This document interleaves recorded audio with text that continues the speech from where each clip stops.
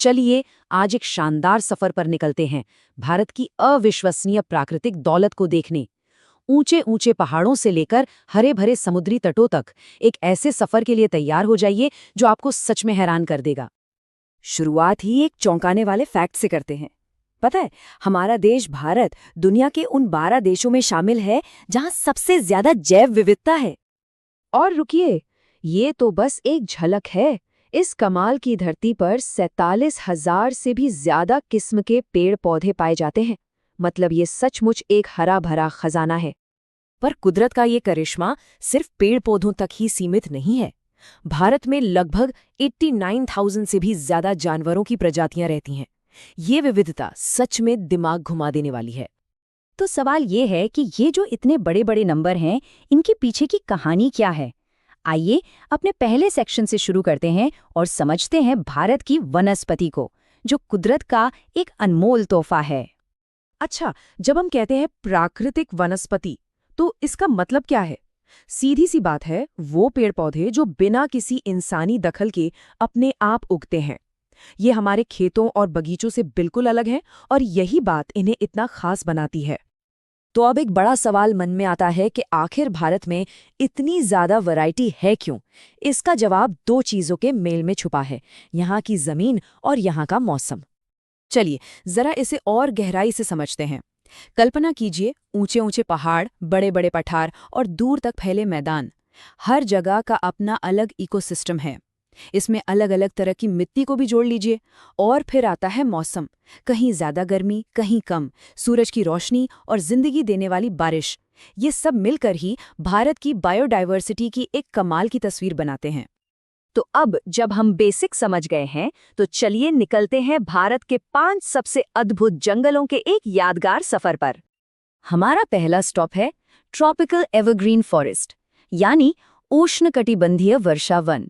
ये वही घने हरे भरे जंगल हैं जिनके बारे में हम अक्सर सुनते हैं, जहां हर कोने में जिंदगी धड़कती है। इन जंगलों की पहचान ही है इनकी जबरदस्त बारिश। सोचिए, 200 सेंटीमीटर से भी ज्यादा। ये हमें वेस्टर्न घाट और नॉर्थ ईस्ट के हरे भरे इलाकों में मिलते हैं। यहाँ के पेड़ तो मानो आसमान छूते हैं। कुछ तो 60 मीटर तक लंबे होते हैं और साल भर हरे रहते हैं। इसीलिए तो इन्हें सदाबहार कहते हैं। इन घने जंगलों में हाथी, बंदर और एक सींग वाला गैंडा जैसे शानदार जीव रहते हैं। चलिए अब आगे बढ़ते हैं उन जंगलों की तरफ जो भारत में सबसे ज्यादा फैले हुए हैं, ट्रॉपिकल डेसिडुअस फॉरेस्ट, यानी उष्णकटिबंधीय पर्णपाती वन। इन्हें मानसूनी जंगल भी कहा जाता है और ये हमारे देश के एक बहुत बड़े हिस्से में फैले हैं। ये जंगल उन जगहों पर होते हैं जहां बारिश 70 से 200 सेंटीमीटर के बीच होती है। लेकिन इनकी सबसे खास बात क्या है पता है? ये सूखी गर्मी में पानी बचाने के लिए अपनी पत्तियां गिरा देते हैं और तब यहाँ का नज़ारा देखने लायक होता है। सागौन और साल जैसे कीमती पेड़ों के अलावा यहाँ शेर, बाघ और हिरण जैसे शानदार जानवर भी घूमते हैं। हमारा सफर अब हमें ले चलता है सूखे इलाकों की तरफ, जहाँ कम बारिश होती है। यहाँ कंटीले जंगल और झाड़ियाँ उगती हैं। यहाँ के पौधे तो सर्वाइवल के एक्सपर्ट हैं। पानी बचाने के लिए इनकी जड़ें लंबी होती हैं, पत्तियां मोम जैसी और कांटेदार होती हैं। चलो अब पहाड़ों की तरफ रुख करते हैं, माउंटेन फॉरेस्ट में। यहाँ एक बहुत ही दिलचस्प चीज होती है।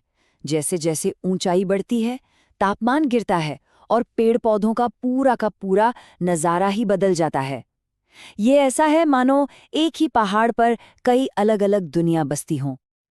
और हमारे टूर का आखिरी पड़ाव है समुद्र के किनारों पर बसे मैंग्रोव के जंगल। ये एक बहुत ही अनोखा इकोसिस्टम है जहां मीठा पानी खारे पानी से मिलता है। इनकी उलझी हुई जड़ें न सिर्फ इन्हें टिकाए रखती हैं, बल्कि ये सुनामी जैसी आपदाओं के सामने एक जिंदा दीवार की तरह भी खड़ी हो जाती हैं। तो जंगलों की सैर तो हो गई, पर जंगल तो अपने बाशिंदों से ही जाने जाते हैं, है ना? तो अब जरा उन कमाल के निवासियों पर नजर डालते हैं जो इन जंगलों को अपना घर कहते हैं। गिर के शानदार एशियाई शेरों से लेकर सुंदरबन के रॉयल बंगाल टाइगर तक, क्या कमाल की लिस्ट है ये। और एक मजेदार बात बताऊं, भारत दुनिया का अकेला ऐसा देश है जहां शेर और बाघ दोनों अपने नेचुरल हैबिटेट में पाए जाते हैं।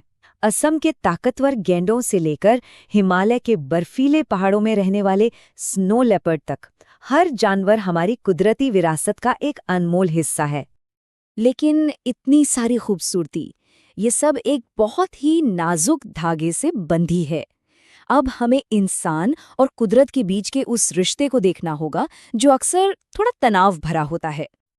देखिए, एक तरफ है कुदरत का बनाया हुआ एक परफेक्ट बैलेंस, जहां पेड़, पौधे और जानवर एक दूसरे के सहारे जीते हैं, और दूसरी तरफ है हम, इंसान, और हमारी गतिविधियां, जंगलों की अंधाधुंध कटाई, बढ़ता प्रदूषण और अवैध शिकार, जो इस नाजुक संतुलन को बिगाड़ रही हैं और न जाने कितनी प्रजातियों को खत्म होने की कगार पर ले आई हैं। लेकिन अभी भी उम्मीद की एक किरण बाकी है।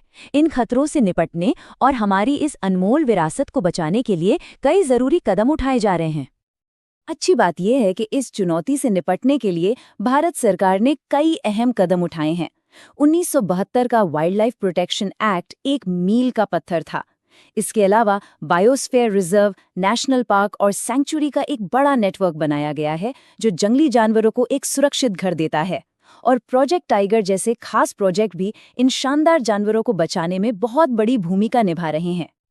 और आखिर में बस ये एक बात गांठ बांध लेने वाली है, हर एक प्रजाति, चाहे वो कितनी ही छोटी या बड़ी क्यों ना हो, हमारे इकोसिस्टम में एक जरूरी रोल निभाती है।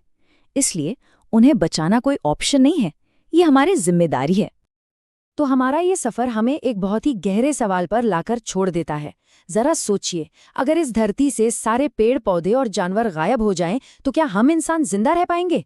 इस सवाल का जवाब सिर्फ हमारे ग्रह का ही नहीं, बल्कि हमारे खुद के भविष्य का भी फैसला करेगा।